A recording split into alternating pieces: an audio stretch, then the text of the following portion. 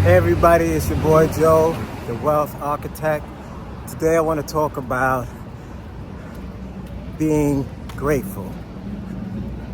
It's something that is not often talked about in the context of personal finance, but something that I find personally important and something that I've been practicing for decades now. I can actually say decades, even during my incarceration, is practicing gratitude.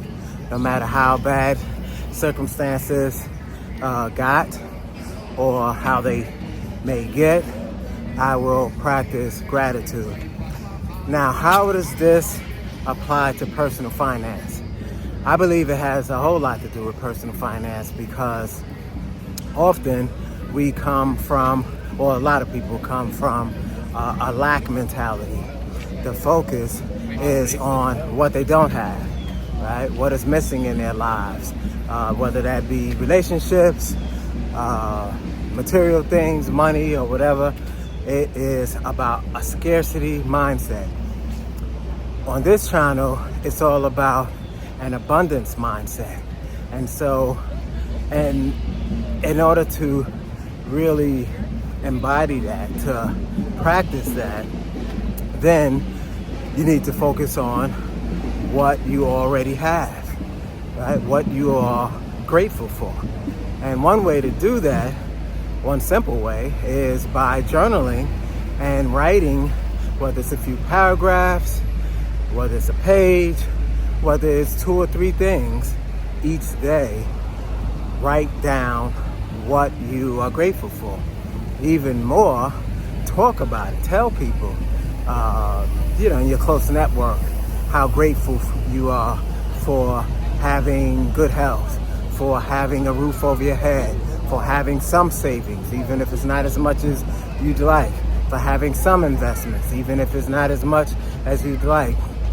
The point is to practice gratitude, to say it out loud, to embody it, to internalize it. And I can't tell you how helpful it has been to me over the years, financially and otherwise, to come from a place of gratitude, right? Something that seems very basic, and like I said, we often don't talk about it because in this society, for one, the focus is on acquiring more things, right?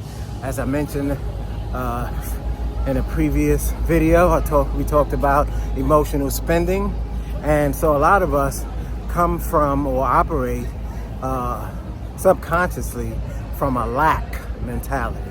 As I just mentioned, a scarcity mentality. So the focus is always on what we don't have and what we want, as opposed to what we do have and what we are grateful for. And again, for me, there's a couple levels to it. One level is it humbles me, keeps me humble, keeps me really humble. Because when we get into a mindset of always wanting, and thinking that wanting or having certain things, material things, whether it be the latest Jordans or some other type of, and I'm not picking on Jordans, or the latest iPhone, it could be anything, but sometimes we confuse those things with our own self-worth, right?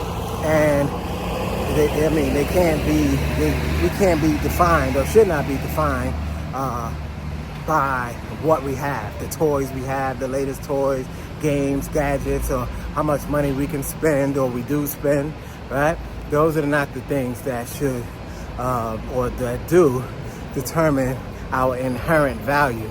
And so it's important, again, to practice gratitude because it makes you humble. It makes me humble every day.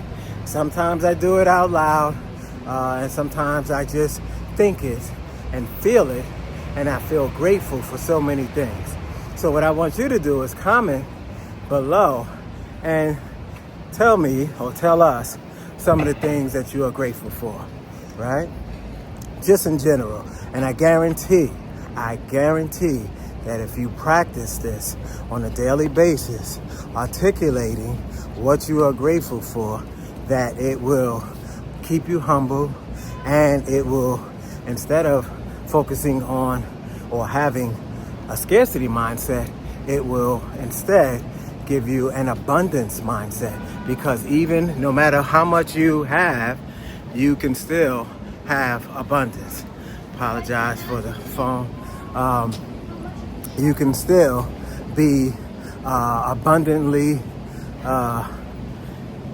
wealthy, so to speak, emotionally, spiritually, and otherwise. And when you start thinking from a position of, or a mindset of abundance, your mind begins to think about how you can add on to that. And here's what I mean by that. The more, whatever we focus on, and this is so true, whatever we focus on magnifies. So that if we focus on lack, if we focus on what we don't have, then that's what we'll see. That's what we'll feel. If we focus on what we do have, then that's what we'll see. That's what we'll feel. And we'll attract more of what we focus on rather than the opposite. So it's important, again, I'm not just saying it's not like a mindless exercise, right? This is something that has really served me well, because no matter what, I am grateful for so much. Again, I'm grateful for my health. I'm in good health. I'm grateful for the fact that I have friends that I can really call friends, who I can count on in difficult times, who I can count on for honest feedback, honest suggestions about different things I might be working on. And it has really served me well. I'm thankful, no question about it, for my wife, right? We've been married over 20 years, like any other relationship or marriage, gone through ups and downs, and we've weathered the storms. And I am utterly grateful for her and our marriage and our over 20-year partnership. She's my sounding board for almost everything, and I don't know what I would do without her, to be honest. And so, again, my gratitude list runs long, right? I can probably go on and on and on about the things that I'm grateful for. And again, what I'd like you to do is to, in the comments below, tell us a few things that you're grateful for, right?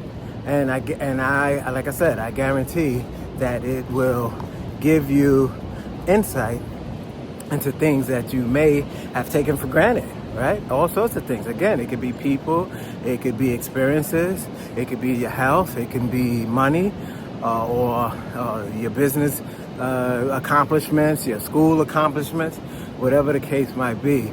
But when you start from that vantage point, you will begin to see so much more. You will begin to open up to possibilities and opportunities, as opposed to what's distracting you, or what's stopping you from reaching your goals or anything like that. You want to focus on what you already have, right? My wife likes to say, focus on what's present as opposed to what's absent. And that's a good way to start. A good way to frame it is to focus on what is present, not on what's absent.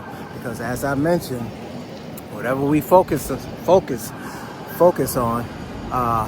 it magnifies. And so don't waste, the time and energy focusing on things that that don't serve you, that basically don't serve you. So with that said, I want to also talk about how some of this has been what they call, what's the term they call? Learned hopelessness, right? Learned hopelessness. And what that basically is sometimes we can, out of habit, begin to automatically see ourselves as hopeless and our situation as hopeless, right? And the truth is that a situation is neither hopeless or not, right? It's what meaning we give to our experiences, right? And so some of that has to do with our identity, how we think about ourselves. So it's not the situation, that is really governing, but it's how we, the identity that we have for ourselves, that's really governing the meaning we give to the experience. So if you want to learn more about this and begin a journey of thinking about abundance and gratitude, then click the link below to find out more about our identity shift toolkit, where I really get into different exercises and positive affirmations and other valuable things that will help you develop a mindset that is focused on abundance, a mindset that is focused on gratitude, a mindset that is focused on wealth. And again, a lot of times when it comes to personal finance, we don't hear about gratitude. It's always about more, more, more. Accumulate more, get, more faster, money faster, when sometimes what we had, the starting point, is what we already have, right? Not just materially, but internally, spiritually, emotionally, relationship-wise. Start from where you are. As my wife says, focus on the present instead of what's absent, or focus on what you already have instead of what's absent. So with that said, this is your boy Joe, the Wealth Architect. And until next time, stay grateful and let's get it. All right.